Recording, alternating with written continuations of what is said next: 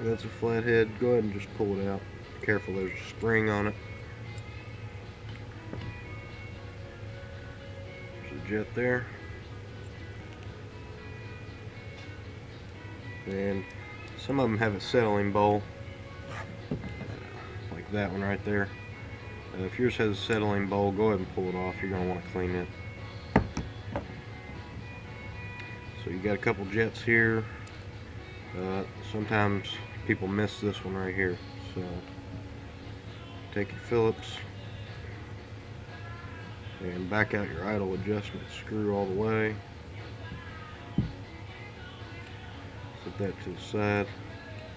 Then you want to kind of easily pry up on this.